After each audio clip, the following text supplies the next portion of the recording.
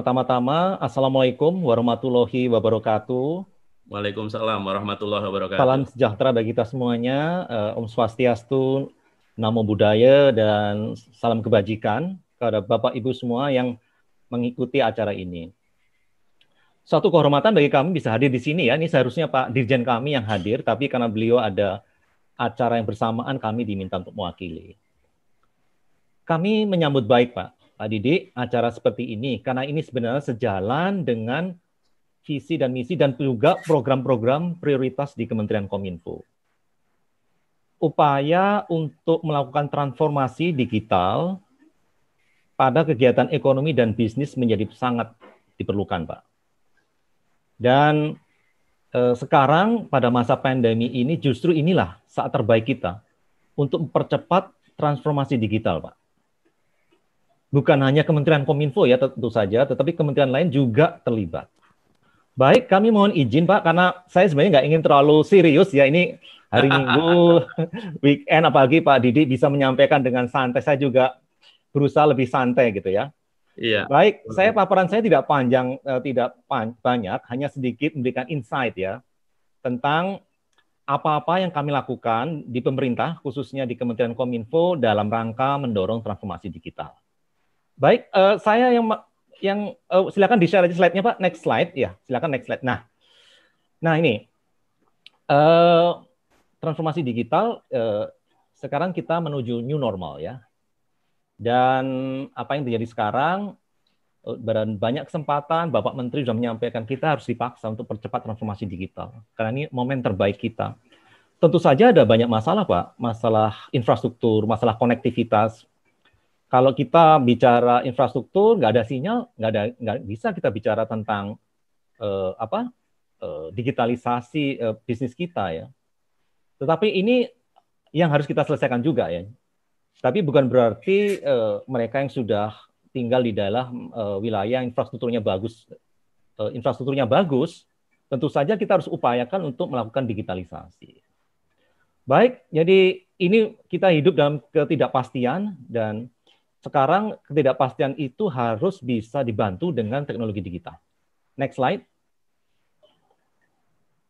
Nah, ini sebenarnya adalah peta jalan kita dalam melakukan transformasi digital. Sebenarnya yang ditransformasikan itu bukan hanya ekonominya, Pak, Bapak Ibu sekalian, tetapi juga masyarakatnya dan juga pemerintahannya. Ekonomi digital, transformasi ekonomi digital seperti yang kita lakukan hari ini, seminar hari ini, mendorong misalnya ya, usaha kecil menengah, pedagang, warung untuk bertransaksi secara online, menggunakan teknologi digital. Tetapi juga kita harus mendorong juga masyarakatnya juga bertransformasi digital.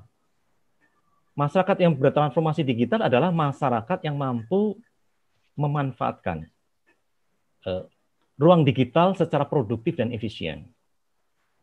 Masyarakat yang mampu mendayagunakan gadgetnya untuk keperluan produktif. Ada yang mengatakan, Pak, smartphone kita yang kita miliki sekarang ini, itu computing power-nya, kemampuannya itu sama dengan komputer yang digunakan orang tahun 69 untuk mendaratkan manusia di bulan. Jadi sangat besar sekali. Sayang hanya misalnya digunakan untuk bersosial media. Sosial media juga penting, tetapi tentu saja ada hal yang lain yang lebih baik dan lebih produktif. Kemudian yang ketiga, jadi masyarakat digital dan masyarakat juga yang bisa membedakan mana informasi, mana disinformasi. Misalnya ada diskon besar-besaran, kita harus juga tahu ini benar nggak? Jangan-jangan sekedar isu atau hoax atau apa ya. Jadi masyarakat harus kritis, harus mampu cek and recheck informasi yang ada. Kemudian yang ketiga adalah masyarakat digital, pemerintahan digital, yaitu pemerintah yang mampu memberikan layanan secara digital. Jadi masyarakatnya siap berdigitalisasi, ekonominya juga siap, pemerintahnya masih online. Di daerah-daerah layanannya masih online, kita harus datang ke kantor kecamatan, kantor kabupaten dan seterusnya. Ini tentu saja tidak pas. Jadi pemerintahnya juga harus digitalisasi. 3 hal inilah yang menjadi tema program kerja Kominfo dalam beberapa tahun ke depan. Untuk melakukan itu tentu saja kita harus buat regulasi, kebijakannya sesuai. Kita harus juga membangun infrastruktur. Yang paling bawah itu adalah infrastruktur, harus kita bangun juga. sudah banyak infrastruktur yang dibangun di daerah-daerah ya terluar, terdepan, tertinggal ya. Tapi masih harus banyak lagi yang kita lakukan. Kemudian sumber daya manusia juga. Nanti akan kami sampaikan lebih lanjut soal itu. Berikutnya, slide-nya. Terkait program UMKM Go Online ini, saya sebenarnya senang sekali dan menyambut baik apa yang dilakukan oleh komunitas bisnis digital, karena ini sejalan ya. Jadi program kerja UMKM Go Online ini sudah dilakukan oleh Kementerian Kominfo beberapa waktu yang lalu, bekerja sama dengan Kementerian Koperasi, kementerian terkait lain, perdagangan, dan seterusnya, perindustrian juga, dalam mendorong usaha kecil kita, usaha menengah, bertransformasi digital. Tahapan pertama adalah onboarding. Jadi bagaimana mereka bertransaksi secara digital, secara online. Bisa saja itu melalui sosial media, bisa saja melalui bekerjasama dengan platform marketplace. Ini adalah tahap pertama ya. Tahap berikutnya adalah mendorong mereka aktif ya. Biasanya kalau sudah jualan, nggak ada yang beli, diem, terus akhirnya mati, nggak dia. Padahal itu harus terus didorong supaya mereka aktif berjualan. Ke depan kita akan mendorong mereka untuk makin besar dalam melakukan bisnis digitalnya. Ini adalah tahapan-tahapan yang kita lakukan. Terhitung sejak September 2019 sudah ada 12 juta Pak usaha kecil menengah kita yang bertransformasi digital secara onboarding. Apakah mereka semuanya terus aktif berjualan? Tidak, ini yang sedang kami kaji dan kami telah. Baik Pak, yang next slide berikutnya.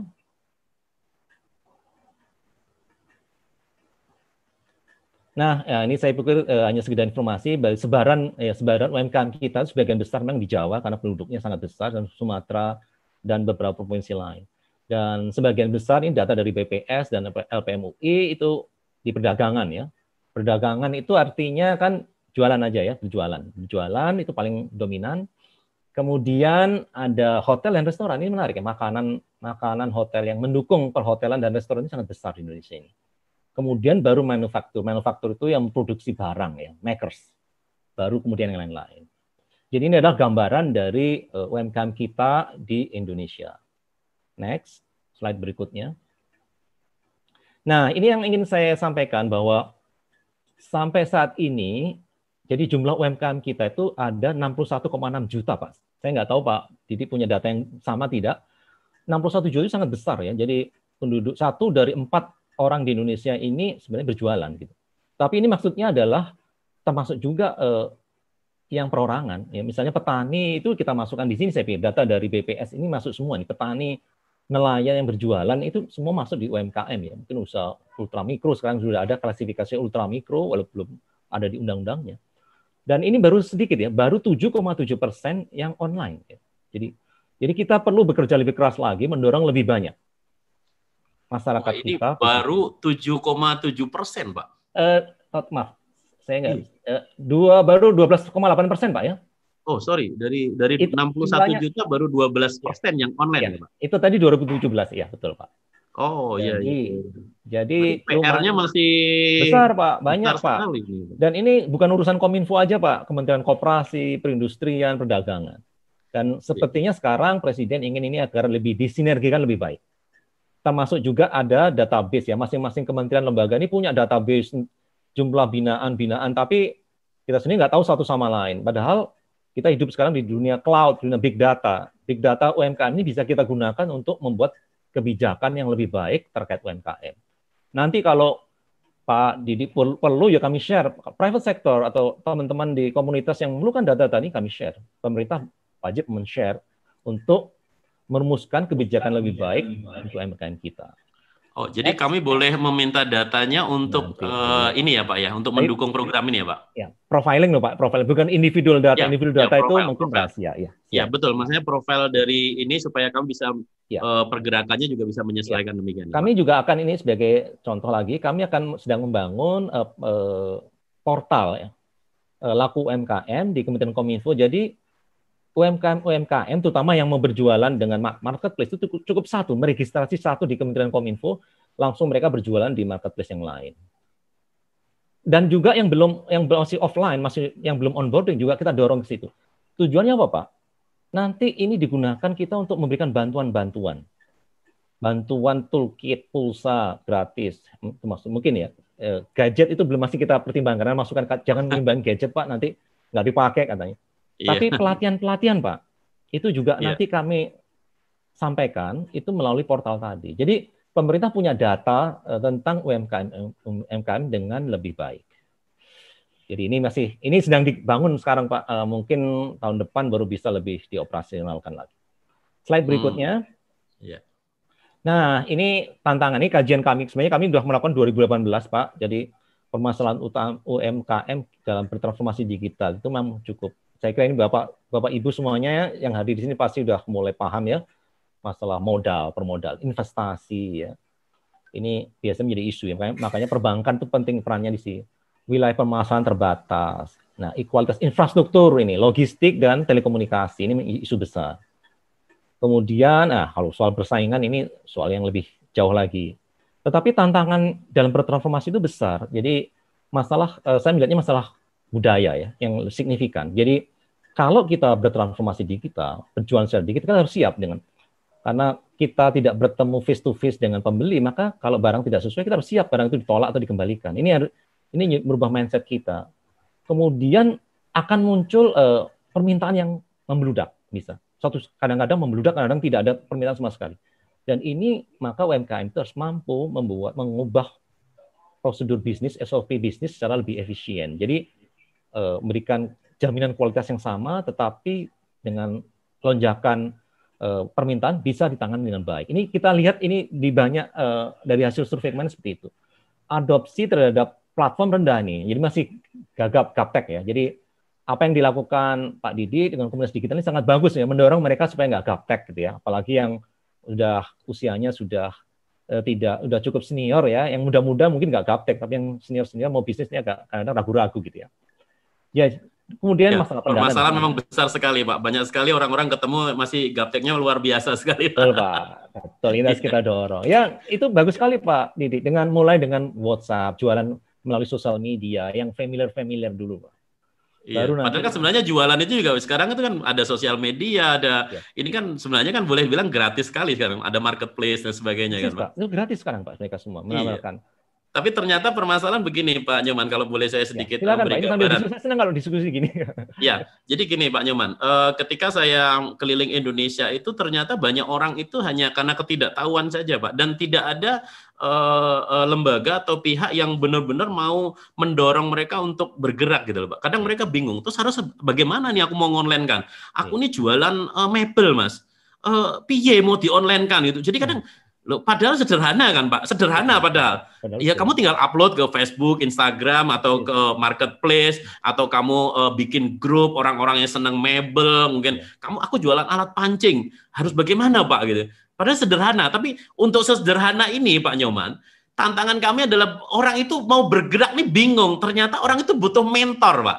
Yes. Nah, ini yang kami coba, ini makanya kami di komunitas bisnis digital ini kami pengen ngumpulkan, Pak, banyak orang-orang pelaku bisnis dan calon pelaku bisnis yang kita akan mentoring, Pak. Jadi orang-orang yang sudah pernah ikutin seminar kita, Pak, itu nanti setiap minggu itu ada mentoring, Pak. Jadi saya namanya diskusi atau bincang pagi bisnis digital, Pak. Itu biasa saya adakan setiap subuh, Pak. Jadi dari jam 5 pagi sampai jam 8 sebelum beraktivitas gitu, seminggu sekali jadi selain seminar ini nanti seminggu sekali ada mentoring gratis, Pak, saya adakan. Jadi boleh tanya, kemarin ada mahasiswa, Pak, saya mahasiswa pengen belajar bisnis gimana ya? Tak ajarin, Pak. Karena dulu saya juga ngalamin bisnis yang nggak punya modal dan ternyata bisa gitu. Akhirnya di situ, Pak Nyoman. Makanya kalau saya setuju sekali, tantangannya adalah banyak sekali orang itu mau memulai saja bingung, Pak Nyoman. Dan itu makanya kita pengen mendengarkan dari Pak Nyoman program-program pemerintah seperti apa gitu, Pak. Apa yang Bapak sampaikan itu sejalan dengan yang kami hadapi, Pak. Kami punya program UMKM Go Online. Tidak bisa hanya sekedar menyampaikan secara online lewat WA. Mereka harus didatangi, Pak. Dan itu biaya cukup besar, Pak. Kami sudah menghitung, kami punya tenaga pendamping, relawan. Sebenarnya ada relawan dan tenaga pendamping untuk datang ke pasar-pasar, ya, ke kawasan sentra-sentra industri kecil dan seterusnya. Ini perlu orang yang profesional yang melakukan pendampingan secara terus-menerus, Pak. Dan biayanya besar, Pak. Jadi apa yang Bapak lakukan itu luar biasa. Pak Nyoman, Mas saya minta maaf Pak Nyoman. Pak. Iya. Pak Nyoman, saya minta maaf. Makanya saya menggandeng sponsor kan Pak Nyoman. Iya. Ini kalau diongkosin dari Kominfo mungkin juga keren juga nih Pak. Nanti bisa kita cari sinergikan. Kita sinergikan Pak. Saya tuh sebulan habis lebih kurang 200 juta Pak Nyoman. Bisa dipahami Pak. Saya bisa paham. Sorry, kemarin contoh saya di Batam Pak. Peserta 3.500 orang Pak. Saya pakai karena hotel yang muat 3.000 orang itu kan tidak gampang, Pak. Yes. Sewa ballroom satu hari 75 juta, Pak. Yeah. Itu baru satu kota. Saya seminggu satu kota, Pak. Jadi sebulan saya 4 kota, Pak. Itu baru face to face-nya loh, Pak. Bapak mendampingi satu one to one consultation segala macam lebih costly lagi. Ini belum ngomong pesawat saya loh, Pak. Iya, belum ngomong yang lain, Pak. Betul, ini Pak. Belum ngomong pesawat saya, makan saya bawa kru kan 7 orang rata-rata, Pak. Terus saya keliling kan bawa mobil, Pak. Yes. Karena kan saya mau keliling Indonesia, Pak. Jadi mobil saya, Pak, itu sudah dari Sabang sampai Merauke udah datang, Pak. Dan ini karena tergerak tadi, Pak. Ya, saya bersyukur saya pernah ngalamin kondisi yang tidak punya apa-apa dan bisa menjadi seperti sekarang. Tentunya ini sebuah tantangan, Pak Nyoman, sehingga saya pengen keliling Indonesia. Satu, sebenarnya misi saya pengen ngelihat indahnya Indonesia yang begitu luar biasa, Pak. Misi kedua, ya jujur saya niatin sedekah, Pak. Sedekah ilmu, sedekah kemanfaatan. Biasa lagi itu. Ya, jadi kalau ada orang bilang gitu, wah seminar gratis. Oh, enggak. Jujur karena saya pernah bukan siapa-siapa, saya pernah tidak punya apa-apa. Jadi saya sama istri saya, ya udah saya niatin sebulan budget 200-an juta untuk kita ongkos keliling Indonesia, Pak. Ya, kita membawa beberapa bendera sponsor dan ya mohon ikhlasnya teman-teman ketika dengar sponsor kita cerita ya. Karena nonton TV gratis juga ada sponsornya, begitu ya Pak Nyoman ya. Pak, nanti kayaknya perlu disinergikan Pak dengan program pemerintah dan juga siap sekali Pak. Pak dengan marketplace itu juga mungkin kita. Nanti kita coba pikirkan Pak kerjasama. Baik Pak, nanti kan saya rencana juga akan sowan ke Pak Nyoman nanti kalau sudah COVID. Kemarin saya mau berangkat ke Jakarta untuk sowan Pak, malah Jakarta PSBB. Pak. Udah ribet lagi di bandara. Pak, kalau saya pas kemarin mau ada tamu ngeri Pak. Lah iya makanya. Di kantor. Sekarang ini saya semenjak ada Zoom ini saya seneng Pak, malahan Pak. Seneng, jadi kan setiap minggu saya bisa interaksi dengan ribuan orang tanpa harus khawatir tentang COVID dan sebagainya Pak Nyoman. Pak, mau izin bisa dilanjutkan? Ini tinggal boleh Pak, lanjut Pak. Ya, tadi aja Pak. Silakan mau ada di sela. Nah, ini yang terakhir, mungkin 2 slide terakhir. Jadi tantangan kita Pak, ini masih infrastruktur. Kalau Pak Didi jalan-jalannya ke Jawa, Bali, Lombok, sebagian Sumatera, sinyal aman Pak. Saya sebenarnya ada peta yang lebih mendalam, tapi saya nggak tayangkan di sini bikin orang pusing nanti. Lihat peta-peta sebaran akses sinyal 4G ya. Yang menarik gini Pak, jadi pengguna internet kita itu makin besar. Ya. Padahal kita ini infrastruktur kita ini relatif di negara ASEAN 5 ya, Big Five itu kita masih tertinggal sebenarnya. Tetapi penggunanya udah makin besar. Apalagi kita mampu membangun infrastruktur lebih baik lagi Pak. Memang sebagian besar yang ngumpul di Jawa, Nusa Tenggara, Sumatera ya, dan sebagian besar pulau-pulau lain ya. Tetapi ini potensi yang sangat luar biasa ya. Masyarakat Indonesia ini aktif di sosial media, pengguna internet aktif dan seterusnya. Karena itu pemerintah akhir tahun lalu kita berhasil menyelesaikan proyek Palaparing itu kabel laut pipa jalan tol menghubungkan Indonesia Barat dan Indonesia Timur. Jadi harapannya dengan jalan tol ini teman-teman kita, saudara kita di Indonesia bagian timur juga bisa aktif melakukan bisnis digital sama dengan di Indonesia bagian barat. Tentu saja ada setelah infrastruktur jalan tol tadi yang disebut Palaparing tadi juga harus bikin jalan akses. Akses itu adalah BTS sinyal-sinyal untuk menyediakan sinyal 4G. Nah ini tantangan juga karena ya biasanya kan teman-teman penyelenggara telekom seluler itu kan maunya bangun di daerah yang gemuk, yang ada penggunanya. Kalau daerah-daerah yang nggak ada orangnya, nah ya nggak bangun dia, atau sedikit orangnya. Ini makanya pemerintah harus masuk di situ Pak. Kita punya program kan namanya Universal Service Obligation, memberikan bantuan pembangunan infrastruktur di daerah-daerah 3T tadi Pak, terluar, terdepan, tertinggal, dan seterusnya. Sehingga akhirnya akan ada pemerataan dari akses. Ya, tapi kembali Pak, kemudian kalau jaringan terestrial kabelnya nggak ada, ya udah pakai satelit, lebih mahal lagi. Tapi di pulau-pulau yang terpencil sekalipun akan bisa diakses dengan satelit, asal ini kembali ada perangkat yang bisa digunakan untuk itu. Tapi nanti itu perangkatnya mahal dan makanya nanti kantor-kantor desa, poliklinik, sekolah-sekolah itu yang terhubung dan itu semua dibayari oleh pemerintah, Pak. Mungkin nanti di balai desa itu ada wifi gratis kalau orang mau berjualan online di situ hasil budidaya pertanian dan seterusnya itu bisa menggunakan sinyal itu karena daerah itu sangat terpencil, sangat jauh dari akses itu. Satelit ini baru diluncurkan mungkin 2023. Jadi kita bekerja keras Pak untuk membangun konektivitas ini karena tanpa itu tidak akan ada pemerataan di Indonesia terkait kegiatan ekonomi digital menurut saya. Kemarin kan pemerintah barusan ngeluncurkan tol langit ya Pak? Iya, tol langit itu maksudnya yang kita bangun itu Palaparing tadi Pak. Jadi jaringan PIP itu sebenarnya kabel laut Pak, serat optik kabel laut yang kapasitas besar Pak. Oh, di laut ya Pak, belum ke atas ya? Ditenggelamkan di laut supaya murah Pak, biaya listriknya murah. Tetapi begitu di darat ya harus disambungkan lagi Pak dengan ini. Tapi kan nggak terlalu mahal karena lebih pendek ya. Iya. Jadi itu tujuannya kenapa pakai kabel laut tadi. Tetapi Pak, itu kan namanya jaringan backbone ya, jaringan tulang punggung. Supaya kita bisa pakai, kita harus punya ada jaringan akses, jaringan seluler itu. Nah, ini yang problemnya tadi saya sampaikan. Di daerah yang komersil, oke, di Pulau Jawa ini padat penduduknya, semangat operator bangun. Tetapi di daerah terpencil, Pak, jangankan ya jauh sedikit. Saya kemarin kemana? Ke Jogja. Ke Jogja itu di daerah-daerah Parangtritis ke timur tuh sinyal udah susah, Pak. Itu pantainya cantik-cantik ya. Itu pantainya operator males ya Pak mau bikin ya karena terlalu sedikit Pak, terlalu sedikit penggunanya. Iya. Kemarin kita di Pacitan aja di tengah kota Pak. Di Pacitan tuh kita di alun-alun Pacitannya aja susah sinyal Pak. Ya. 3G itu 4G susah. Ini Pak,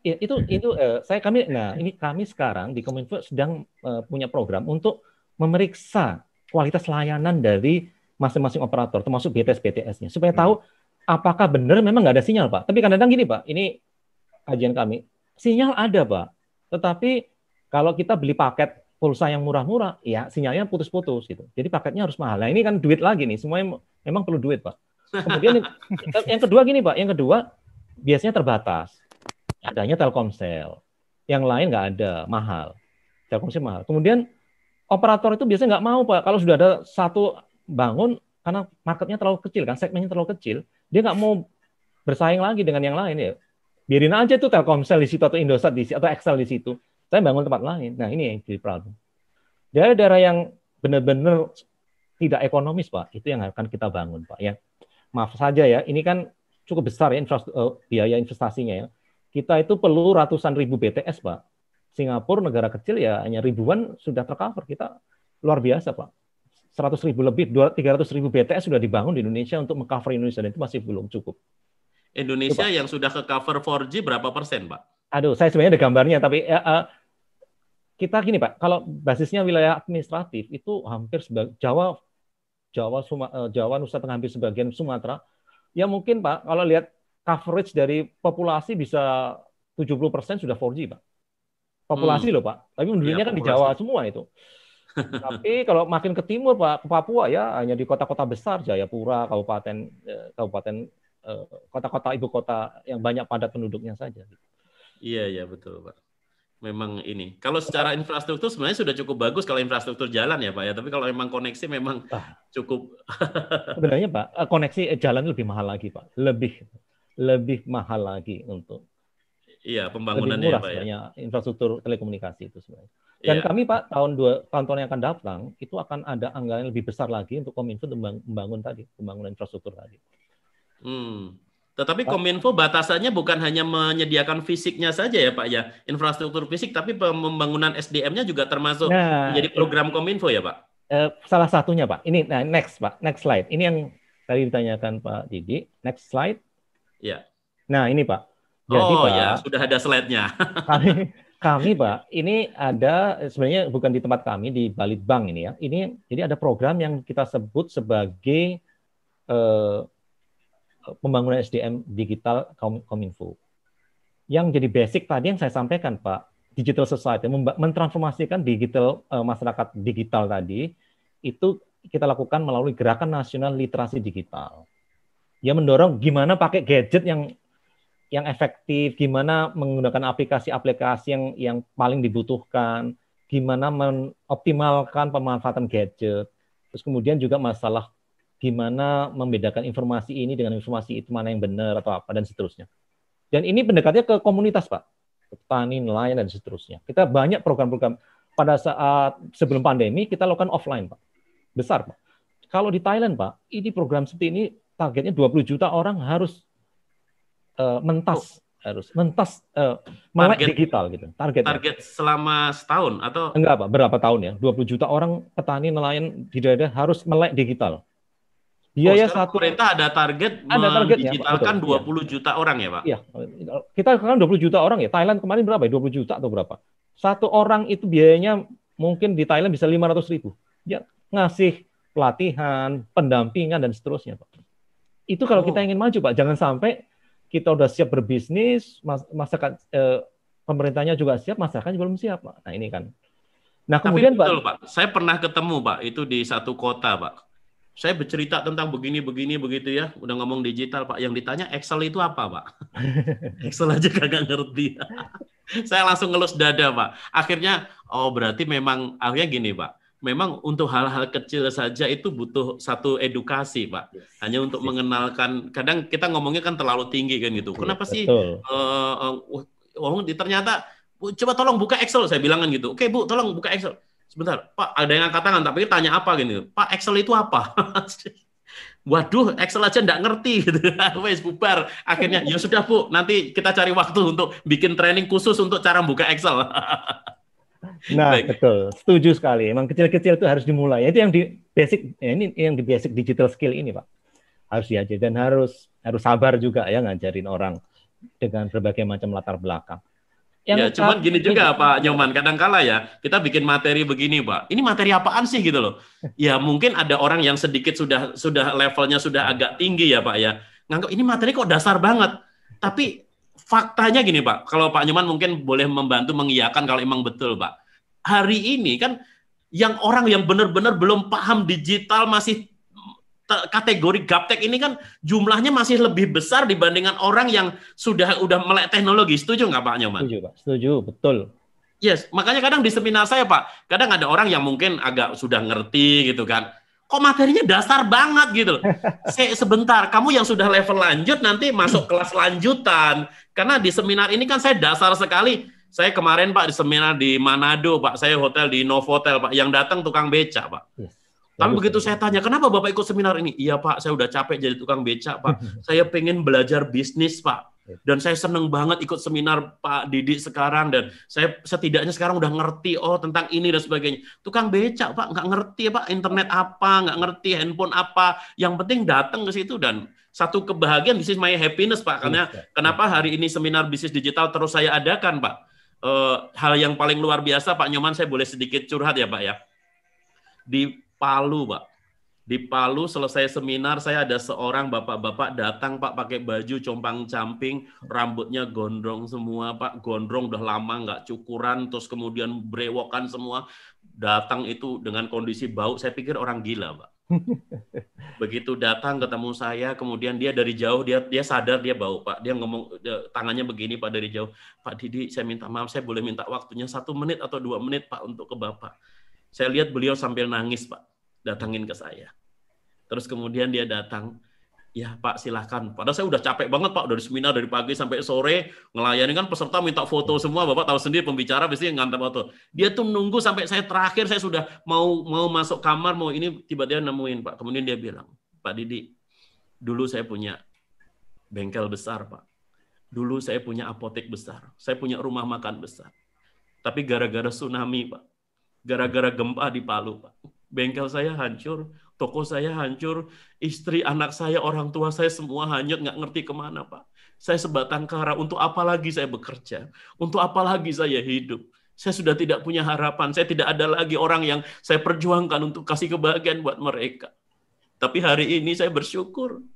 Tuhan izinkan saya ketemu Pak Didi. Hari ini saya jadi semangat lagi, Pak.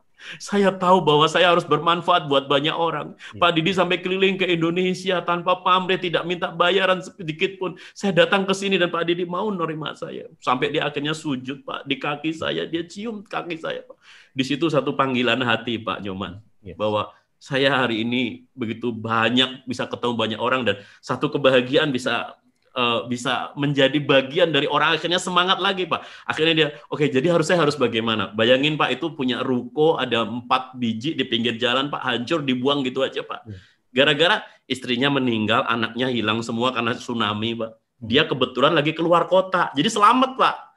Jadi keluarga yang ditinggal udah habis semua, udah sebatang kara. Itu Pak Nyoman yang membuat saya akhirnya kenapa saya keliling Indonesia. Ya udahlah, saya niatin sedekah ilmu membuat orang menjadi lebih baik, Pak Nyoman. Jadi saya sangat bersyukur ketika ternyata apa yang kita lakukan sangat didukung dari Kominfo. Ini tentunya sesuatu yang luar biasa bagi kami, Pak Nyoman. Saya senang juga bisa ketemu Pak Didi, mendengar cerita Pak Didi ini. Wah, Pak Didi ini benar luar biasa nih.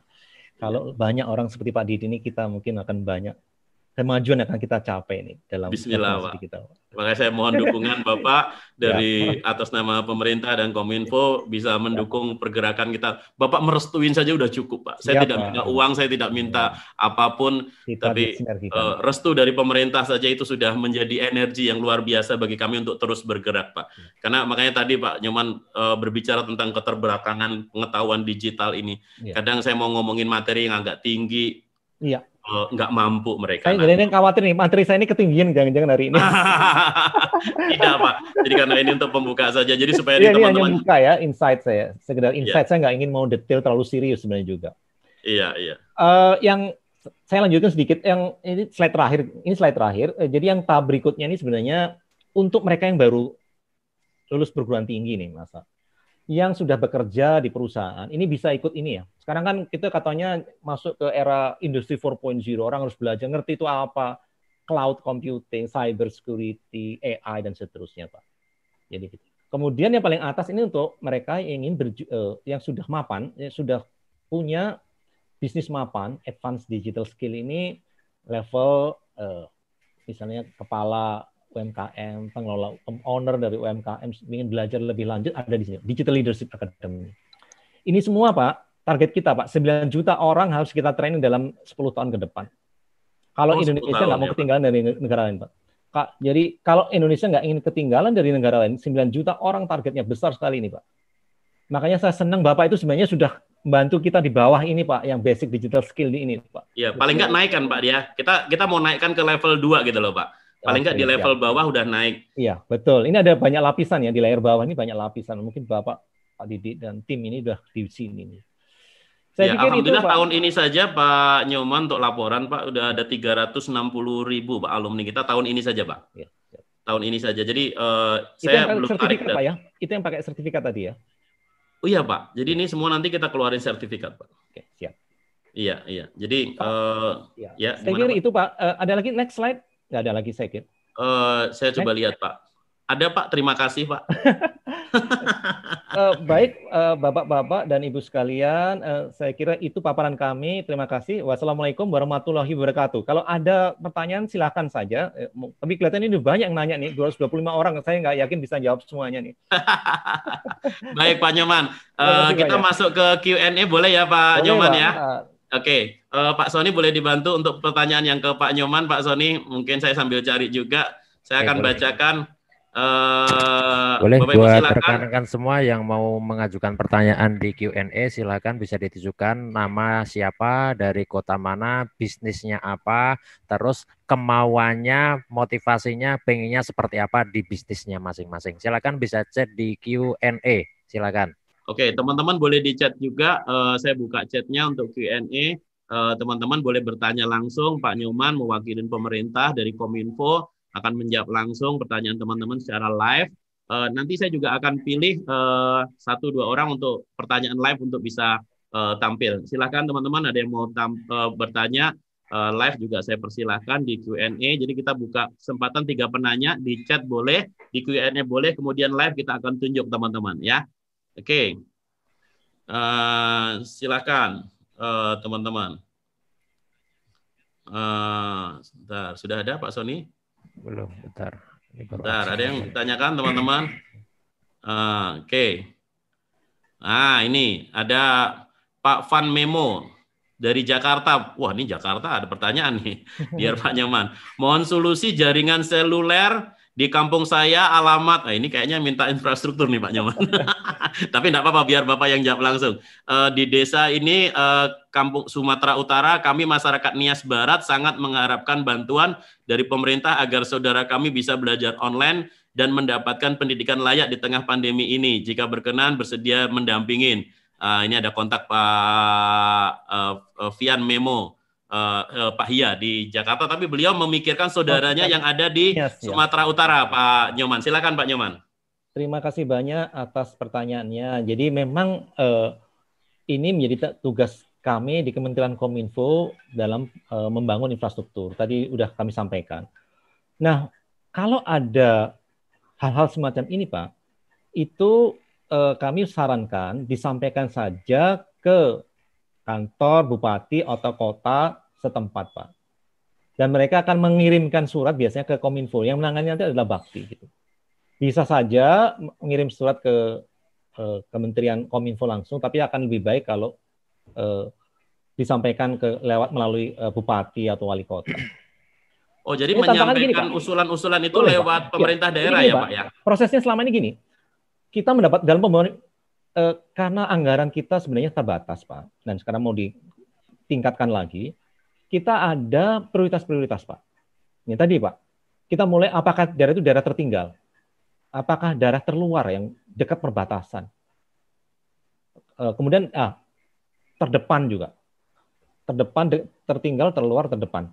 3T ini, Pak. Ini yang menjadi prioritas kita. Dan anggaran kita walaupun besar sekian triliun, Pak, tetap itu masih kecil. Gitu. Dan untuk beberapa daerah yang kita anggap misalnya sudah objek penduduknya banyak, ada objek wisata, itu biasanya belum menjadi prioritas kita, Pak. Jadi ini mohon dimaklumi ya, mohon dimengerti ya. Kita ini negara yang sangat besar dan memang kita harus kerja keras untuk membangun infrastruktur kita supaya bisa menjangkau hampir seluruh masyarakat Indonesia. Gitu. Oke, gitu, Pak. Ini ada pertanyaan lagi dari Bu Heni Balikpapan, Pak. Bisakah minta bantuan Kominfo untuk fasilitas di ruang umum seperti posyandu, musola, dan lain-lain? Mungkin ini yang dimaksud mungkin fasilitas umum koneksi internet kali ya. Ini pendapat pribadi, Pak ya. Yeah. Sebenarnya ini kan ada pemerintah pusat, ada pemerintah daerah. Harusnya pemerintah daerah itu juga terlibat. Karena kemarin kami waktu diskusi soal pembangunan infrastruktur ini, pemerintah daerah juga, Pak, mana saja yang bisa kami lakukan gitu. Kami juga punya anggaran untuk itu. Jadi pemerintah daerah sebenarnya juga beberapa pemerintah daerah juga punya anggaran gitu. Nah, terkait tadi Pak yang kami sampaikan, di daerah-daerah terpencil baru kami akan bangun itu. Ya, namanya posyandu, namanya poliklinik, sekolah, kantor pemerintah sampai di desa kelurahan itu akan disediakan akses internet gratis oleh pemerintah. Anggarannya ada di kita gitu. Dan itu yang bisa kita lakukan, Pak. Tetapi tentu saja kita harus memilih-milih mana lokasinya gitu. Apalagi nanti kita sudah meluncurkan satelit multifungsi ya.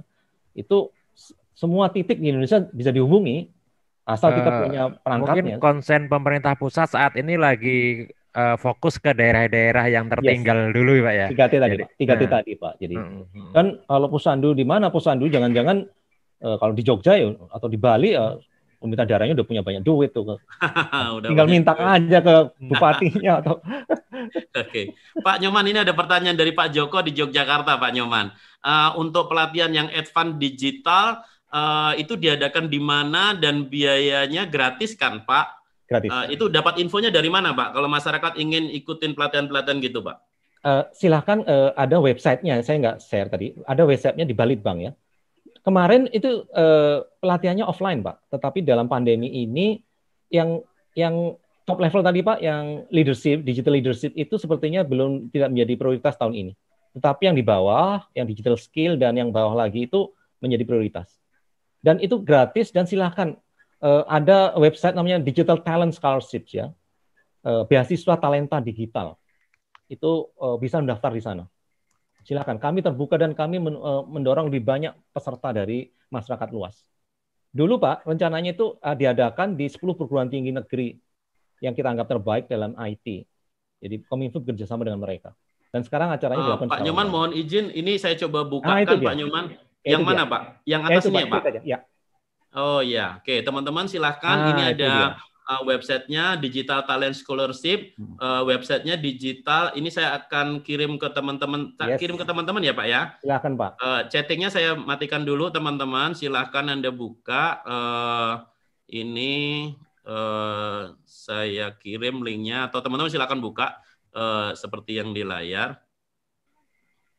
Oke, jadi di sini ini informasi tentang ini ya Pak. Ini udah lewat ya yang pendaftar mulai sudah lewat kayaknya ini. Oh ini yang lewat. Tapi nanti cari aja, coba cari informasinya. Itu yang technical ya, pelatihan teknikal dengan Cisco dan seterusnya tentang jaringan dan. Tapi yang lain-lain masih ada kok. Silakan dicek aja. Oh ya, pokoknya di sini nanti silakan dibuka dan ini gratis ya Pak. Gratis. Oke ya teman-teman kan luar biasa ini bisa belajar apapun. Kalau yang basic-basic juga ada di sini Pak. Basic Pak itu beda dengan di sini Pak. Itu masuk dalam program namanya Gerakan Nasional Literasi Digital. Gerakan Nasional Literasi Digital. Nasional Literasi Digital. Itu Pak, itu on request Pak, based on request mungkin ya. Oh, on request. Yes. Nah, itu ada siberkreasi Pak. Nah, itu siberkreasi itu Pak. Coba Pak. Yang mana Pak? Nah, itu dia. Nah, itu siberkreasi. Ini Pak. Ya, siberkreasi, yes. Oke. Oke. Jadi di sini on request ya Pak? Iya, sepertinya. Ini sudah didesain dari awal program ini. Misalkan contoh nih Pak, kami dari komunitasnya ada request pelatihan apa gitu, kita bisa ngajuin ke Kominfo ya Pak? Oke, nanti Kominfo yang menyelenggarakan pelatihannya, nanti mungkin kerjasama kita dengan komunitas bisnis digital bisa. Nanti Bapak saya hubungi dengan direktur yang mengurus ini. Iya. Informatika. Siap. Apalagi Bapak punya anggota sekian banyak, pasti mungkin jadi prioritas mungkin. Ya boleh Pak. Tentunya rekomendasi dari Pak Nyoman nanti juga penting. Karena gini Pak, berarti kami salah ini Pak. Karena kami punya misi mencetak 1 juta pengusaha go digital Pak. Berarti 20 juta ya Pak? Pak, 20 juta kan tugas kita secara nasional Pak. Oh secara nasional ya Pak? Iya. Kalau Bapak bisa bantu 1 juta itu luar biasa sekali. Tugas kita sudah diperingan sedikit. Iya, oke. Berarti teman-teman semua ini kabar gembira. Jadi komunitas bisnis digital kita akan didukung sama Kominfo karena sangat mendukung program Kominfo. Demikian ya Pak Nyoman ya. Siap. Oke, yes. Baik teman-teman, mungkin satu penanya terakhir karena ini kontrak saya Pak Nyoman ada kegiatan lain. Ada 3 menit terakhir. Teman-teman silahkan. Perkenalkan saya Alfian asal Jogja, seorang mahasiswa. Bagaimana cara merintis bisnis online yang baik dan cocok di kalangan mahasiswa? Nah ini boleh gini, karena ini Pak Nyoman mumpung ada, ini ada pertanyaan dari mahasiswa Pak Nyoman. Mungkin kalau dari pemerintah ini apa yang bisa disampaikan Pak? Ini ada Alfian di Jogja merintis bisnis online yang baik Pak. Ini saya belum cerita tadi. Kami juga punya program yang namanya Gerakan 1000 Startup. 1000 Startup Program. Iya. Tujuannya mengajak, yang saya senang kalau young generation dari perguruan tinggi ini ingin berbisnis digital. Kita ini sekarang menjadi salah satu pemain ekonomi digital terbesar di Asia Tenggara. Tanpa terbesar Indonesia, Pak? Ya, Indonesia yang terbesar, Pak. Iya. Penduduknya besar, makanya kita punya unicorn yang besar-besar itu. Saya nggak perlu nama itu brand yang bajunya hijau-hijau itu, yang hijau-hijau itu luar biasa, Pak. Dan kita ingin punya lebih banyak seperti itu, Pak. Untuk itu dimulai dengan membangun startup digital tadi. Ini udah 3 tahun kita lakukan. Mungkin Mbak tadi udah pernah dengar bahwa kami datang ke perguruan tinggi mengadakan acara-acara workshop seperti ini. Kemudian ada Ignition Hackathon ya, mendorong ide-ide apa yang bisa didigitalisasi. Kemudian sampai akhirnya kita mendekatkan mereka dengan para investor, calon investor, dan membangun usaha rintisannya. Sudah 3 tahun, Pak, ini kita lakukan. Tahun ini terpaksa online. Silahkan masuk ke website 1000 Startup. Oke, sebentar, saya coba ya, Bapak. 1000. Ya. 1000-nya tulisan atau angka, Pak? Iya, 1000 kita. Nah, itu. Kominfo. Merah. Nah, itu dia. Nih, Pak. Ini ya, Pak? Ya. Oke. Nah, itu dia. Ini langsung dari Kominfo yang ngelola, Pak? Yes. Ini bekerja sama dengan pihak ketiga, ada pihak ketiganya. Oh, iya. Sudah berapa itu? Oke, calon 78.000. calon, 17 kota, 300.000 pergerak berbagai sektor, 400 lebih mentor, dan 1.000 lebih startup dirintis, Pak. Siap. Oke, jadi ini untuk ini ya Pak ya, apa ini Pak? Ini untuk lulusan, untuk perguruan tinggi sebenarnya, anak-anak muda yang sedang kuliah segala macam. Oh, nih buat tapi teman-teman sebenarnya semua. tidak, tapi prioritasnya mereka sebenarnya, karena membangun startup itu perlu cukup latar belakang pendidikan yang cukup sebenarnya. Misalnya ide, saya nggak tahu ya pengelolaan sampah, membantu pengelolaan sampah itu banyak ide di situ, bisa lihat contoh-contoh case pengelolaan sampah lingkungan dengan menggunakan aplikasi, misalnya kemudian kapan atau pemberian susu bayi secara online itu penjadwalannya kapan dan seterusnya, itu ada Pak contoh-contohnya di sana. Jadi ide-ide itu yang harus kita gali. Jadi sebenarnya startupnya gini, orang punya banyak ide, teman-teman mahasiswa misalnya itu. Tetapi ide ini waktu dijabarkan menjadi sebuah gagasan yang punya nilai komersil, itu biasanya kurang. Ternyata tidak bisa karena kondisinya gini. Makanya kita perlu seperti tadi Pak, ada konsultan, ada pendamping yang mengajarkan mereka memformulasikan ide-ide tadi sehingga layak secara bisnis, viable secara bisnis, dan kemudian bisa dituangkan dalam bentuk aplikasi startup dan seterusnya. Oke, jadi prosedurnya Pak Nyoman, mungkin terakhir pertanyaan dari saya merangkum Pak Nyoman. Kalau misalkan saya punya ide mau bikin startup gitu, terus saya mahasiswa, belum punya pendanaan, belum punya support gitu, langkahnya apa saja Pak Nyoman? Jadi kalau itu ikut workshopnya dulu Pak. Kalau tapi kalau sudah punya workshop, misalnya sudah punya ide gini Pak, saya pingin saya susah ya kalau contohnya gampang itu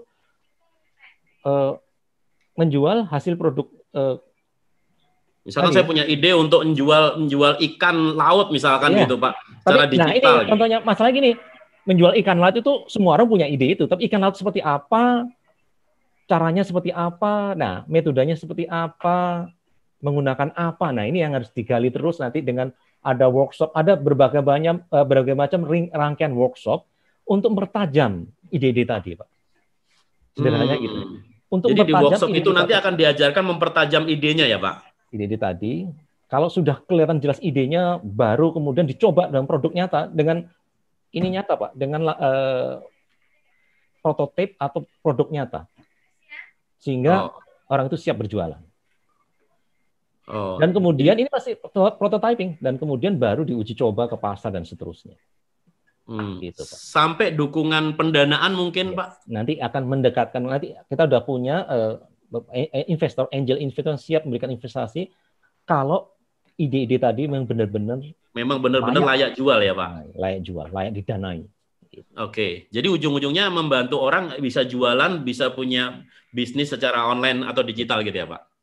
Punya usaha rintisan Pak yang nyata, bukan hanya dari ide saja, bukan hanya berhenti sebagai ide atau gagasan. Tapi bisa cari duit ya Pak? Jadi duit beneran akhirnya Pak. Jadi duit beneran dan bermanfaat buat banyak orang Pak. Yes, persis Pak. Kadang-kadang ada yang socialpreneurs ya. Jadi bukan benar-benar untuk bukan benar-benar untuk mencari untung, tapi sebenarnya misalnya Bapak kan cerita tentang tempat ibadah itu gimana bisa berbisnis, misalnya apa gitu ya, mendaya gunakan tempat ibadah untuk bisnis, apa yang dilakukan misalnya, apa yang dijual di sana, dan kemudian bagaimana siapa yang mensuplai, kemudian bagaimana memperluas pasarnya dan seterusnya, misalnya begitu. Jadi tidak harus fully commercial, bisa juga itu entrepreneurship. Gitu. Oke. Pak, satu pertanyaan lagi nih dari Papua nih, sayang nih, dari Papua, dari Timika nih. Saya Pak Niko dari Papua. Bagaimana kebijakan Kemenkominfo untuk kemajuan ekonomi digital di Papua? Karena di Papua keterbatasan begitu banyak termasuk infrastruktur. Ini dari Nikolaus Raing, Timika. Jadi, terima kasih. Ya. Terima kasih pertanyaannya. Memang ya, kami paham Papua ini masuk daerah yang paling memang harus perlu mendapat perhatian besar terkait infrastruktur dan konektivitas.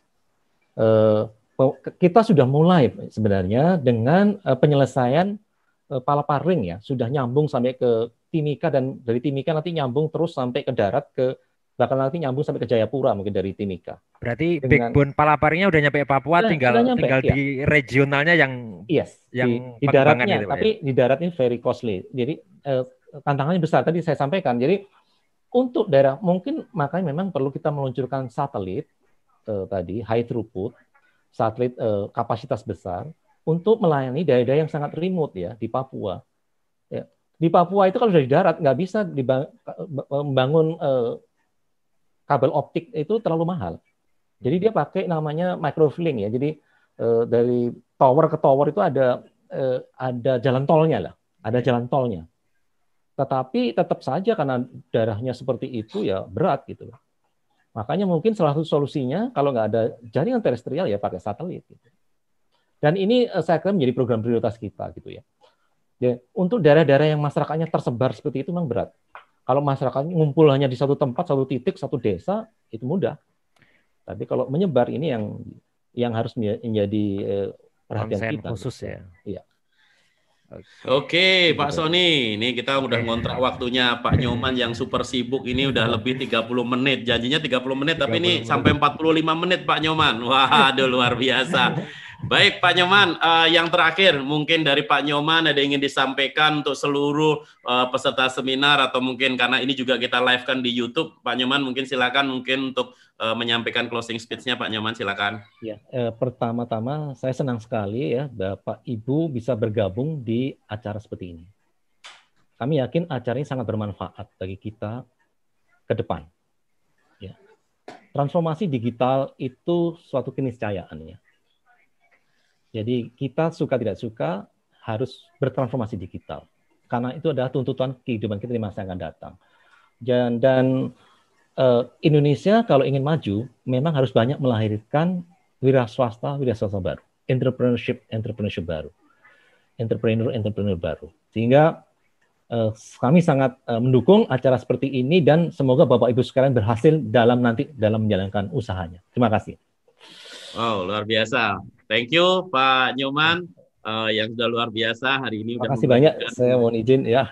Ya, baik Bapak Ibu, kita kasih apresiasi yang luar biasa untuk Pak Nyoman. Boleh semua kasih ucapan terima kasih Pak Nyoman. Boleh kasih aplausnya di raise hand teman-teman. Ya, oke, boleh komentar juga teman-teman. Kasih ucapan terima kasih ke Pak Nyoman yang sudah luar biasa. Terima kasih semuanya teman-teman. Pak Nyoman, saya atas nama pribadi, atas nama komunitas bisnis digital, dan atas nama seluruh warga Indonesia yang pengen maju di era digital, kami mengucapkan terima kasih Pak Nyoman sudah berkenan hadir hari ini, dan kita doakan Pak Nyoman selalu diberikan kesehatan dan rezeki yang semakin berlimpah Pak Nyoman. Untuk semuanya juga sama-sama. Terima kasih waktunya. Terima kasih Pak Nyoman. Ya. Mohon izin live ya. Makasih. Ya, baik, banyak sekali itu. Terima kasih semua yang berikan ucapan selamat. Terima kasih.